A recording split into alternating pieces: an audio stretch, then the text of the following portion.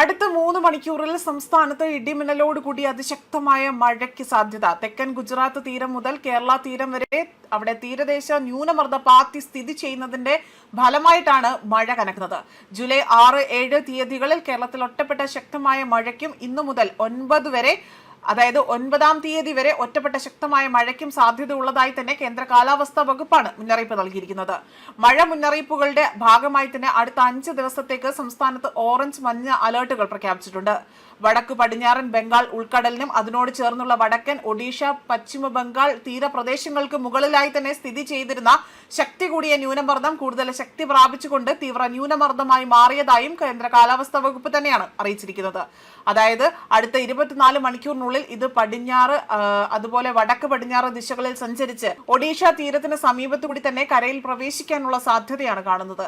തുടർന്നുള്ള 24 മണിക്കൂറിൽ ഇതേ പടിഞ്ഞാറ് വടക്ക് പടിഞ്ഞാറ് ദിശയിൽ സഞ്ചാരം തുടർന്നുകൊണ്ട് വടക്കൻ ഒഡീഷ, വടക്കൻ ഛത്തീസ്ഗഡിന് മുകളിലൂടെ നീങ്ങാനാണ് സാധ്യത. മഴ കനക്കുന്നതോടൊപ്പം തന്നെ കേരള തീരത്ത് കടലാക്രമണം ശക്തമാക്കാൻ സാധ്യതയുണ്ട് എന്നും Indian national centre for ocean information സർവീസാണ് അറിയിച്ചിരിക്കുന്നത്. അതേസമയം വലിയ രീതിയിൽ കള്ളക്കടൽ പ്രതിഭാസത്തിനുള്ള സാധ്യതയും ഇവിടെ കണക്കിലെടുക്കുന്നുണ്ട്. തീരം ശാന്തമായിരിക്കുമ്പോൾ അവിടെ പൊടുന്നനെ തന്നെ വലിയ തിരമാലകൾ, കൂറ്റൻ തിരമാലകൾ അടിച്ചു കയറാനും ഇത് മാത്രം ആകട്ടെ കള്ളക്കടൽ പ്രതിഭാസത്തിന് സാധ്യതയുള്ളതിനാൽ തന്നെ തിരുവനന്തപുരം ഉൾപ്പെടെയുള്ള തെക്കൻ തീരപ്രദേശങ്ങളിൽ പ്രത്യേക ജാഗ്രത വേണമെന്നതാണ്. തീരത്തു നിന്നുള്ളവർ സുരക്ഷിത സ്ഥാനങ്ങളിലേക്ക് മാറണമെന്നും മുന്നറിയിപ്പുകൾ നൽകിയിട്ടുണ്ട്. അതേസമയം ഇവിടെ ഏറ്റവും കൂടുതൽ എടുത്തു പറയേണ്ടത് ഇടിമിന്നലാണ്. ഈ ഇടിമിന്നൽ വളരെയധികം അപകടകാരികളാണ്. അപ്പോൾ മനുഷ്യന്റെയും മൃഗങ്ങളുടെയും ജീവനും വൈദ്യുത ആശയവിനിമയ ശൃംഖലകൾക്കും വൈദ്യുത ചാലകങ്ങളുമായി ബന്ധിപ്പിച്ചിട്ടുള്ള വീട്ടുപകരണങ്ങൾക്കും വലിയ നാശനഷ്ടങ്ങൾ ഇവിടെ വരുത്താൻ സാധ്യതയുണ്ട്. ആയതിനാൽ തന്നെ പൊതുജനങ്ങൾ ശക്തമായ മുൻകരുതലുകൾ എടുക്കേണ്ടതാണ്. കാർമേഘം കണ്ടു തുടങ്ങുന്ന സമയം മുതൽ തന്നെ സ്വീകരിക്കേണ്ടതുമാണ്. ഇടിമിന്നൽ എല്ലായ്പ്പോഴും ദൃശ്യമാകണമെന്നില്ലാത്തതിനാൽ തന്നെ ഇത്തരം മുൻകരുതലുകൾ സ്വീകരിക്കുന്നതിൽ നിന്നും വിട്ടുനിൽക്കരുത്. ഇടിമിന്നലിന്റെ ആദ്യ ലക്ഷണം കണ്ടു കഴിഞ്ഞാൽ ഉടൻ തന്നെ സുരക്ഷിതമായ കെട്ടിടത്തിനുള്ളിലേക്ക് മാറുക.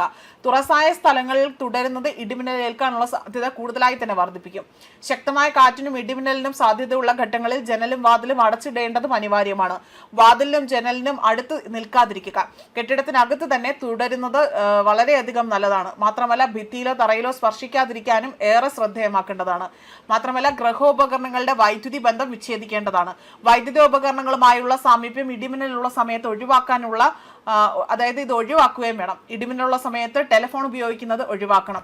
എന്നാൽ മൊബൈൽ ഫോൺ ഉപയോഗിക്കുന്നത് കൊണ്ട് കുഴപ്പമില്ല. അന്തരീക്ഷ മേഘാവൃതമാണെങ്കിൽ തുറസായ സ്ഥലത്തും ടെറസിലും കുട്ടികൾ ഉൾപ്പെടെ തന്നെ കളിക്കുന്നത് ഒഴിവാക്കണം. ഇടിമിന്നലുള്ള സമയത്ത് വൃക്ഷങ്ങളുടെ ചുവട്ടിൽ നിൽക്കരുത്. വാഹനങ്ങൾ മരച്ചുവട്ടിൽ പാർക്ക് ചെയ്യുകയും അരുത്.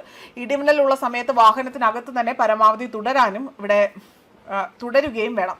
കൈകാലുകൾ പുറത്തിടാതിരിക്കുക. വാഹനത്തിനകത്ത് നിങ്ങൾ സുരക്ഷിതരാണോ എന്നും ഉറപ്പാക്കേണ്ടതാണ്. മാത്രമല്ല സൈക്കിൾ, ബൈക്ക്, ട്രാക്ടർ തുടങ്ങിയ വാഹനങ്ങളിലുള്ള യാത്ര ഈ സമയത്ത് കഴിവതും ഒഴിവാക്കേണ്ടതാണ്. അതുമാത്രമല്ല ഇടിമിന്നൽ അവസാനിക്കുന്നത് വരെ തന്നെ സുരക്ഷിതമായ ഒരു കെട്ടിടത്തിനുള്ളിൽ അഭയം തേടുകയും വേണം. മഴക്കാർ കാണുമ്പോൾ തന്നെ തുണികൾ എടുക്കാൻ ടെറസിലേക്കോ മുറ്റത്തേക്കോ ഇടിമിന്നലുള്ള സമയത്ത് പോകുകയും ചെയ്യരുത്. മാത്രമല്ല കാറ്റിൽ മറിഞ്ഞു വീഴാൻ സാധ്യതയുള്ള വസ്തുക്കൾ എന്ത് തന്നെയായാലും അത് കെട്ടിവെക്കുകയും വേണം. ന്യൂസ് ഡെസ്ക് കർമ്മ ന്യൂസ്.